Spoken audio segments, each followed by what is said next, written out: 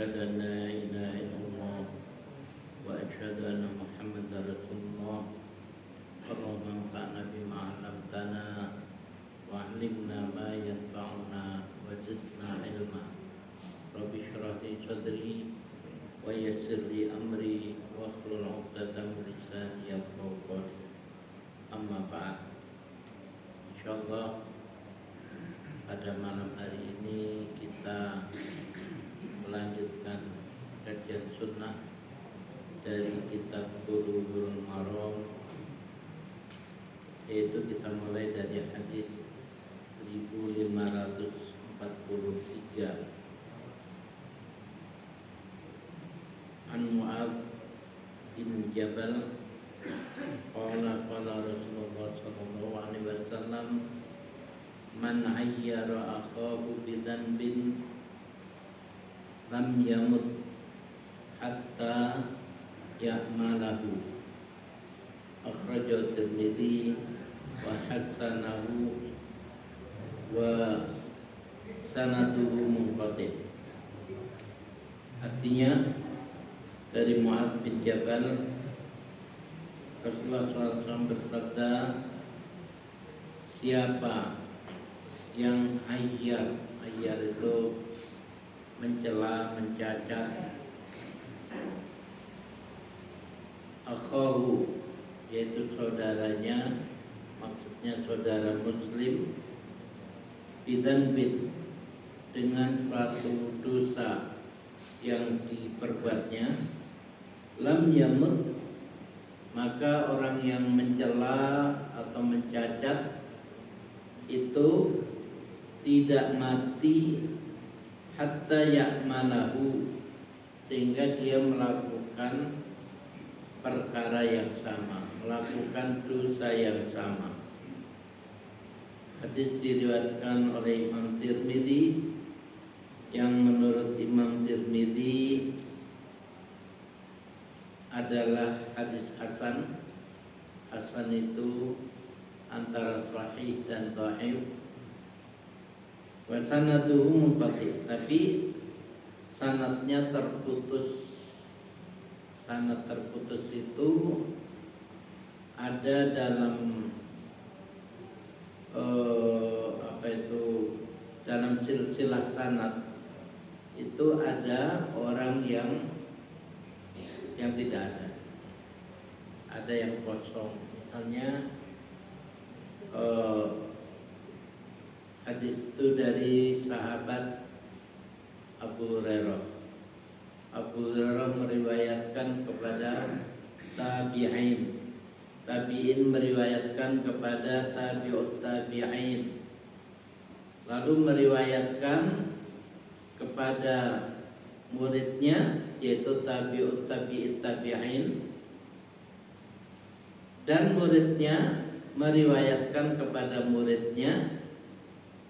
Akan tapi setelah dicek, murid yang disebut sebagai muridnya tabi'ut tabi'in itu dari umur nggak nyambung. Misalnya tabi'ut tabi'in yang meriwayatkan tadi wafat pada usia misalnya atau pada tahun 70 Hijriah. Sedangkan orang yang berikutnya itu lahirnya tahun 65 Hijriah. Ya.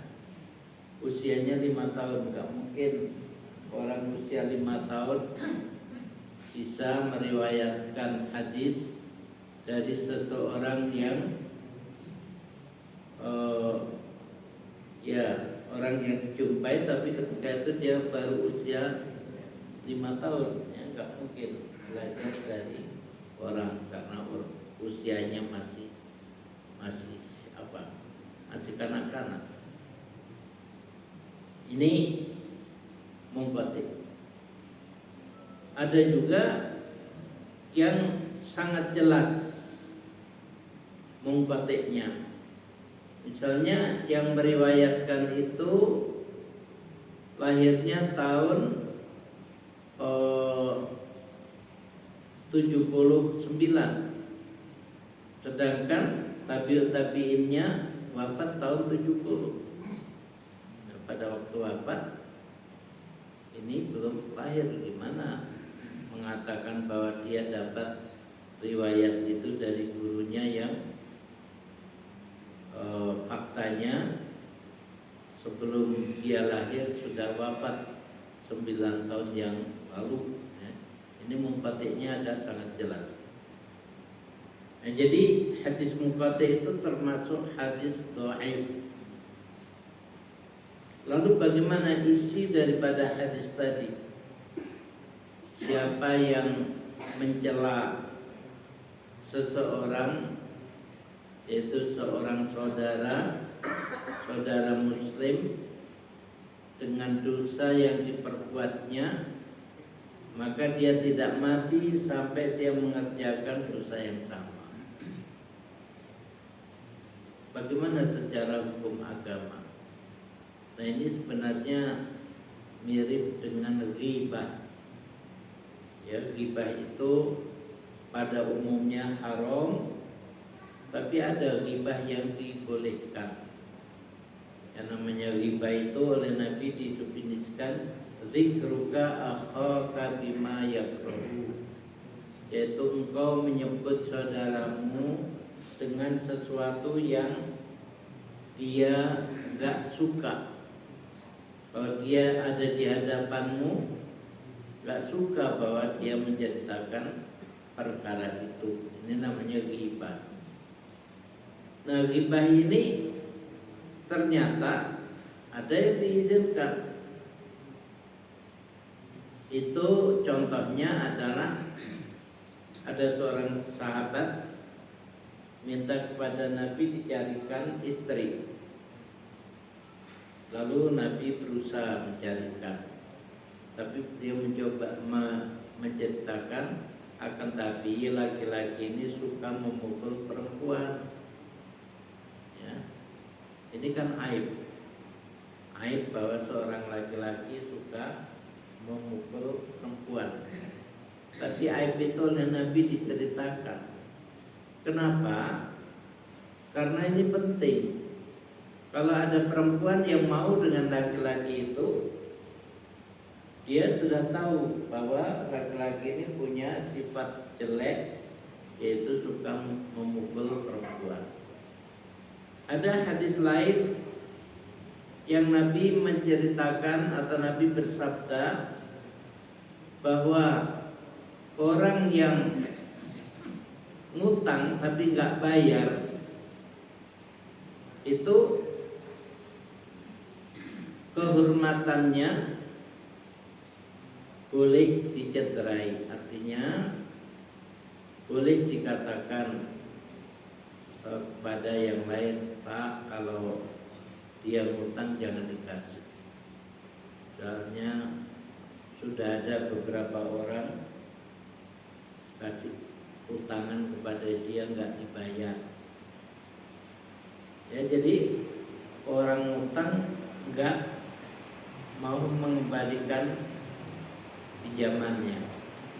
Itu termasuk suatu cacat yang boleh diceritakan. Nah, para ulama kemudian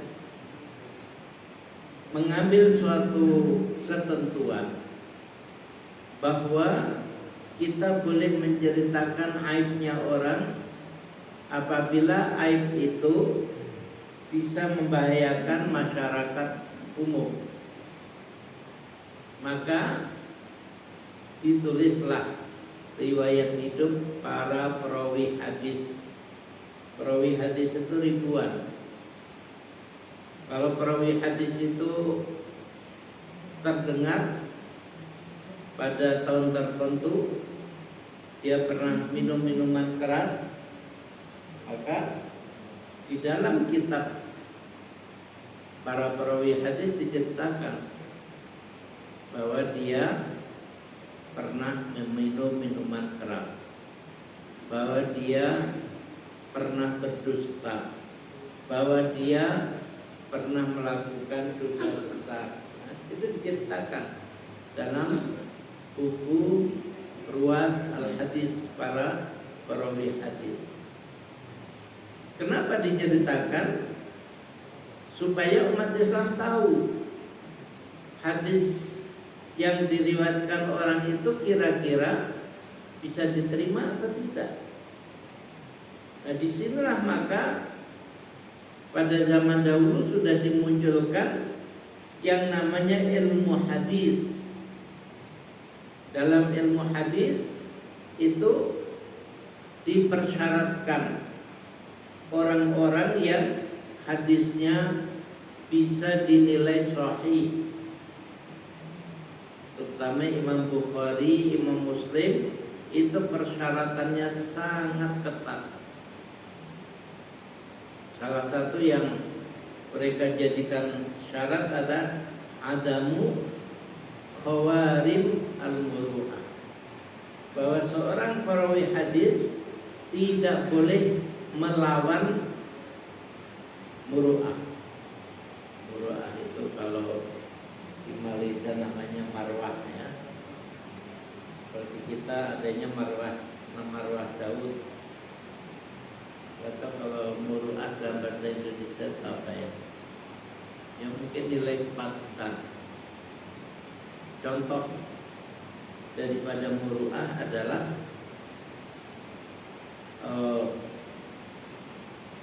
aurat laki-laki itu antara pusar sampai lutut. Ya. Artinya kalau antara pusar dan lutut itu terbuka, hukumnya haram. Nah, sekarang ada seorang ulama, dia pergi ke toko nyebrang jalan, cuman pakai kolor, kolor yang menutup pusar sampai lutut. Salah enggak? Gimana menurut bapak-bapak? Salah enggak ada ustaz jalan ya, beli sesuatu di mall hanya pakai kolor? Enggak salah. Secara hukum enggak salah, tapi secara muru'ah salah. Kuli bangunan boleh, ya. Kuli bangunan boleh saja ke pasar hanya pakai kolor, tapi seorang ulama nggak bisa. Jadi secara muru'ah nggak bisa diterima oleh umat. Makanya syarat yang ditetapkan Imam Bukhari, Muslim, meskipun ini bukan perbuatan haram,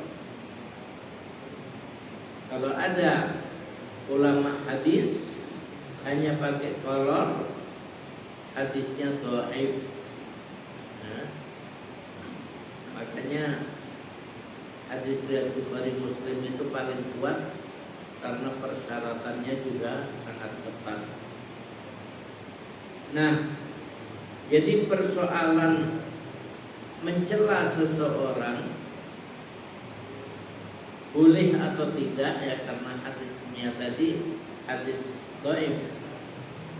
Boleh atau tidak itu hukumnya sama dengan ghibah.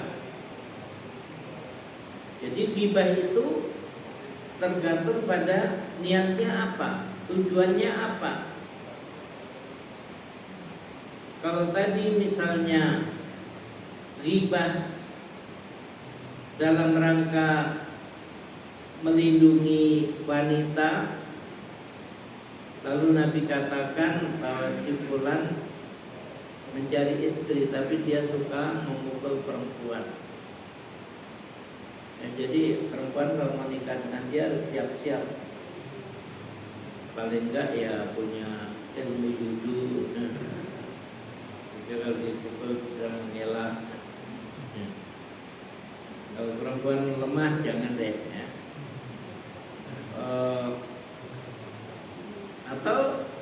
Ya, kalau terkait dengan calon pemimpin, kalau dia dalam catatan, ya waktu jadi bupati aja dia banyak berbohong. Dia juga punya kasus korupsi yang belum selesai. Masa dia mencalonkan mau jadi gubernur? Nah ini jadi catatan ya. Tujuannya apa? Ya agar umat tidak tertipu. Karena semakin tinggi jabatan dia, kalau dia berbuat jahat, kejahatannya juga dampaknya semakin besar. Nah dari sini sebagian ulama mengatakan bahwa kita menceritakan sesuatu yang buruk pada seseorang yang mencalonkan diri menjadi pemimpin atau mencalonkan diri jadi wakil rakyat, itu boleh-boleh saja. Kenapa? Karena kalau dia memang buruk, ya tentunya syaratnya bukan fitnah. Ya, kalau fitnah ya sudah tertutup, nggak boleh sama sekali kita berbuat fitnah. Tapi kalau fakta bahwa orang itu memang pernah melakukan keburukan-keburukan, lalu kita ceritakan, ya hati-hati kalau kamu milih dia jadi gubernur, ya track recordnya buruk, faktanya ini. Itu sebagian ulama membolehkan. Kembali pada hadis 1543 tadi. Jadi menjelekkan orang kalau tujuannya bagus, tujuannya benar, agar orang itu tidak dipilih menjadi pemimpin, tidak dipilih menjadi wakil rakyat, ya, boleh saja. Tapi kalau sekedar obrolan, ya, obrolan atau ghibah, itu yang nggak boleh. Orang itu perannya juga nggak ada rencana untuk mencalonkan jadi pemimpin tingkat mana, nggak ada. Kita obrolkan aja bahwa dia tuh akhlaknya buruk, dia begini begitu, nggak boleh. Hadis berikutnya 1544, yaitu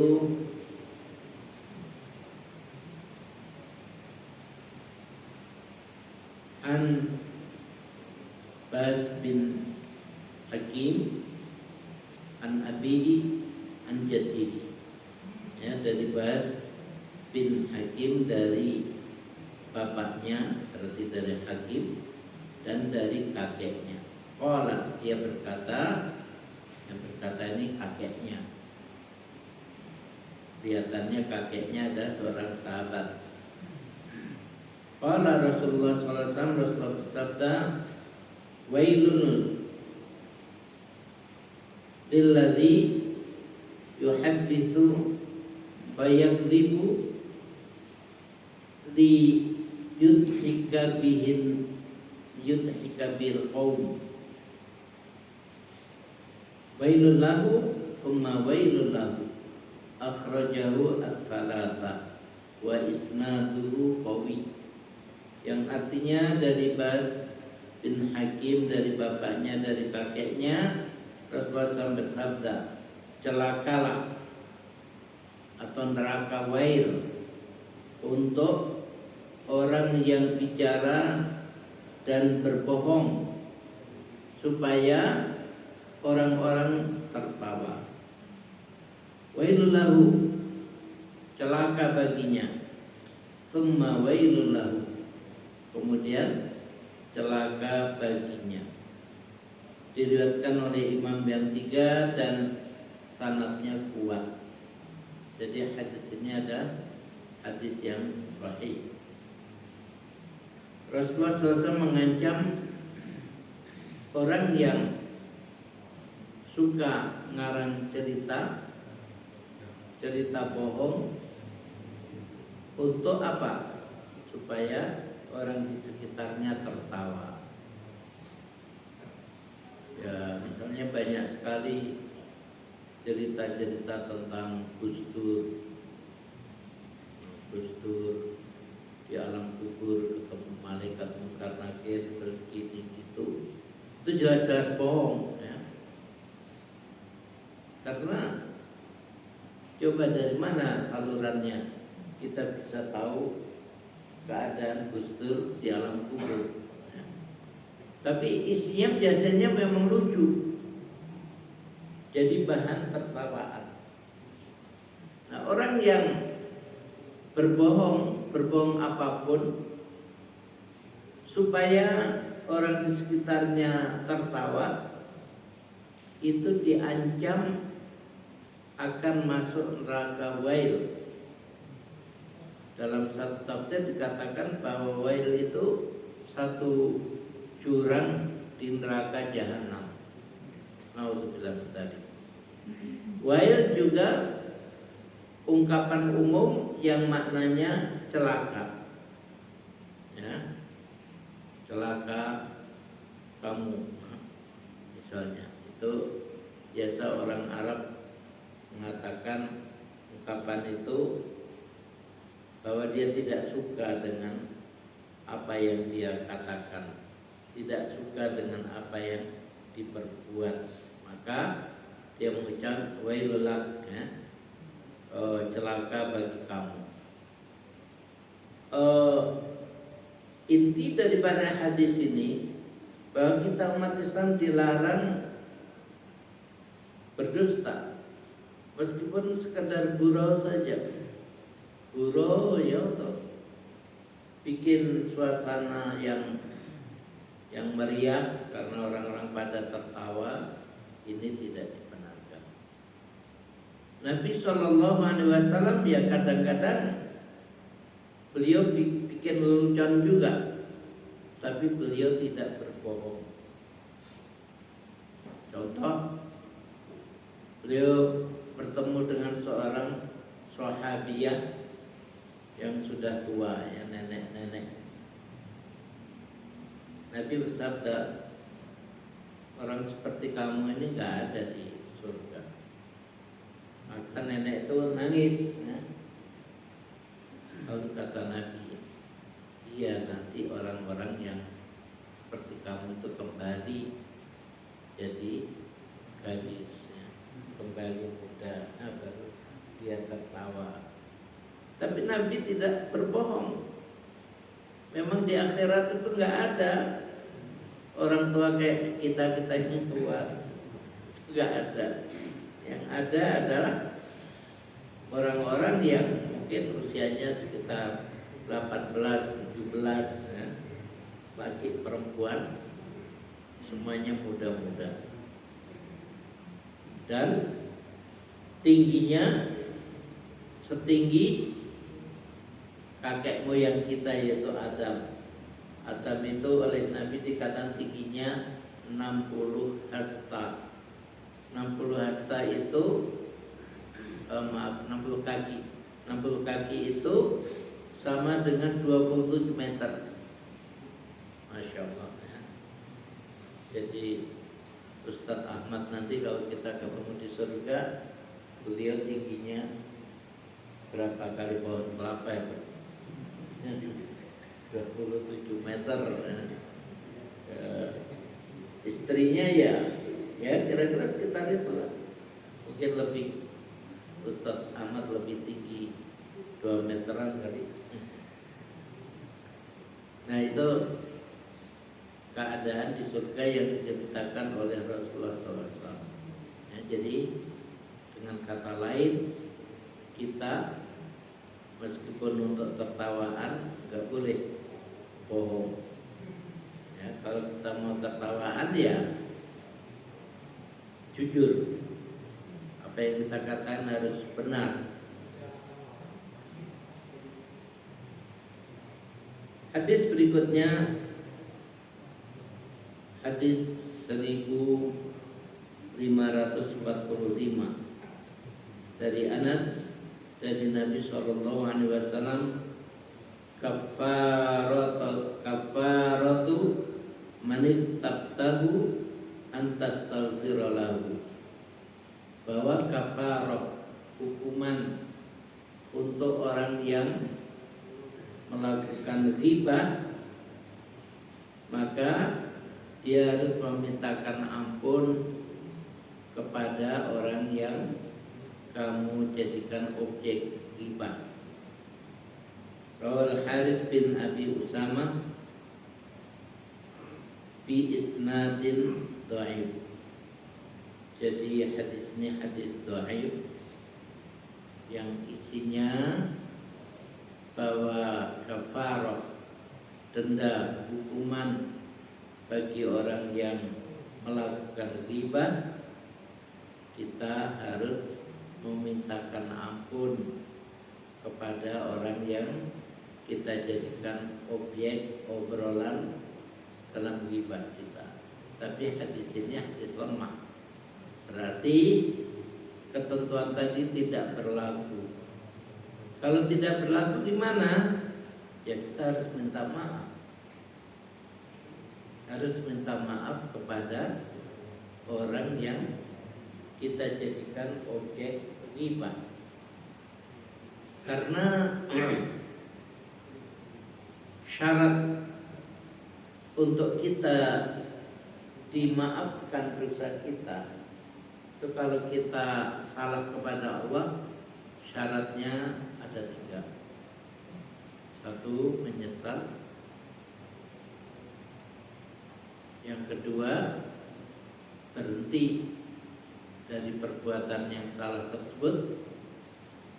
Yang ketiga, kita minta ampun dengan cara-cara yang sudah diajarkan Allah atau Rasulnya. Itu kalau kesalahan kita kepada Allah. Jadi jangan sampai kita minta ampun tapi terus juga kita melakukan dosa. Orang hobinya minum minuman keras, lalu sambil minum astagfirullah, harus berhenti dia. Saya dulu pernah kedatangan kawan dari Saudi waktu saya di Jerman, terus saya ajak jalan-jalan ke Belanda pakai mobil.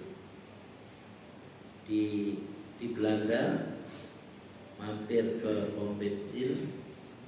Nah di Eropa itu pom bensin biasanya ada semacam minimarket, isinya macam-macam, termasuk majalah-majalah porno biasa dijual di minimarket. Jadi saya bayar bensin, teman itu iseng ke sana kemari, ada majalah porno diambil, buka, astagfirullah. Jadi ini menyalahi aturan taubatnya. Kalau kita taubat itu harus menyesal, harus berhenti, jangan terus-terusan begitu. Nah kalau salah kita kepada orang, maka selain 3 tadi ditambah 1 lagi, kita harus istihlal, ya. Minta dihalalkan itu maksudnya kesalahan yang kita lakukan itu minta dimaafkan. Saya nggak tahu bagaimana ceritanya di Indonesia kemudian ada istilah halal bihalal, ya. Halal bihalal itu kayaknya di seluruh dunia nggak ada. Saya nggak tahu kalau di Malaysia atau ada atau enggak. Tapi orang Arab nggak kenal halal bihalal. Kalau kita sebutkan halal bihalal itu bingung mereka, ya. Karena artinya halal dengan halal. Jadi daging kambing dicampur daging sapi halal semua. Itu halal, bihalal. Ya, jadi dalam petunjuk hadis bahwa kita harus istihlal, minta dihalalkan kesalahan yang kita lakukan, karena kesalahan itu ada haram. Ya. Jadi kalau orang yang kita salah sudah memaafkan, itu seolah-olah menjadi halal. Jadi kalau sekedar memintakan ampun itu sesuatu yang sangat mudah sekali. Kita pun kalau berdoa seringkali memintakan ampun untuk umat Islam. Allahumma firli, Allahumma firlil mu'minina wal mu'minat wal muslimina wal muslimat. Apa artinya? Lil mu'minina wal mu'minat artinya untuk semua orang yang beriman, laki dan perempuan, mencakup semua orang yang beriman dari masa Nabi Adam. Itu masuk dalam al-mu'minina wal mu'minat. Sedangkan al-muslimina wal muslimat itu yaitu umat Islam, maksudnya umat Muhammad sallallahu alaihi wasallam. Sejak para sahabat sampai akhir zaman. Ya, jadi kita sudah memintakan ampun kepada mereka, termasuk orang yang kita melakukan ghibah kalau kita punya dosa ghibah. Ya, jadi hadis tadi ada hadis dhaif, maka kalau kita bersalah kepada siapapun, hendaknya kita segera minta maaf kepadanya.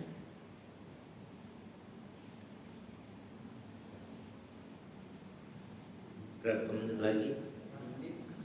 Berapa? Oh ya. Ini yang mengakhirinya pas pada karena yang akan datang tema baru, yaitu 1546 dari Aisyah. Dia berkata, Rasulullah SAW bersabda, abghadur rijal ilallahi al-alatu al-khasimu, akhrajahu Muslim. Bahwa orang yang paling dibenci oleh Allah itu adalah orang yang paling semangat di dalam bertengkar. Ya. Al-alat ada aduun ladud, musuh bebuyutan, itu bahasa Arabnya aduun ladud. Al-khasim itu ya lawan pertengkaran ataupun juga musuh secara umum. Jadi orang yang hobi berantem, kalau berantem gak mau ngalah, pokoknya dia minta menang, minta dinilai paling hebat. Nah, ini tidak boleh.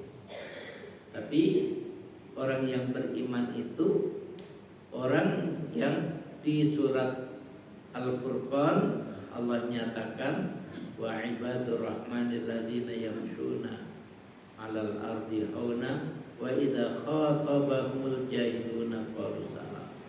Kalau ada orang yang jahil ngomong dengan omongan yang menyakitkan hati kepadanya, qalu salama, maka dia menyikapi dengan sikap yang membawa pada perdamaian.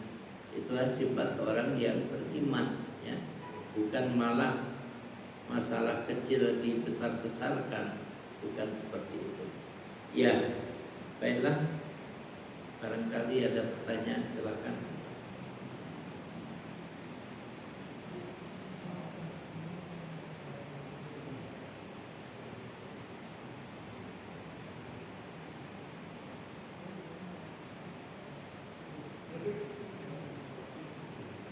Kalau nggak ada pertanyaan, kita cukup